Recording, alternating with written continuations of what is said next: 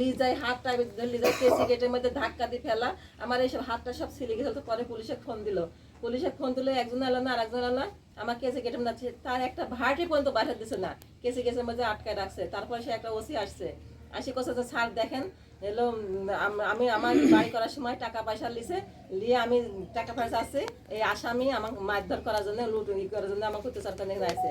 তখন আমি কাছে স্যার গেটের মধ্যে গেটের মধ্যে স্যার এদিকে আসেন, স্যার আমাকে আটকায় রাখছে, স্যার এদিকে আসেন। তখন সেই ওসি সাহেব এসে বলছে, এই মেয়ে মানুষ গেট খুলে দেন, আপনি কেমন বেয়াদব, এই গেট খুলে দেন, এই মেয়ে মানুষ আপনারা বললেন যে ছেলে আসামি, এই মেয়েকে আপনি আটকা রাখছেন কেন?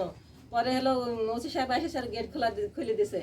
পরে বাইর করি, পরে ওখানে আমার থানায় লিছে। পরে ছেলেরা সবাই আশেপাশে সবাই মিলে তাকে দুইজনকে থানায় ধরে পরে এরা সবাই কথা যে এই নিরীহ লোক, ইনারাও দুইজনা ওনারাও দুইজনা, যে আমরা এলাকাবাসী এত যন্ত্রণা সহ্য করতে পারবো না বিধায় আপনারা কোর্টে বিচারে থানায় বিচার করেন, আপনি দুইজনাকে ধরে নিয়ে যান। পরে আমি ছিলাম, মাসুম ছিল থানার ভিতরে, শিয়াব বলল যে তুই আমার ছেলে, তুই আমার পাশে না হয় তুই কুকুর পাশে হয়েছিস, তোকে আমি দেখে নিব, তোকে আমি বাড়ি ছাড়া করব।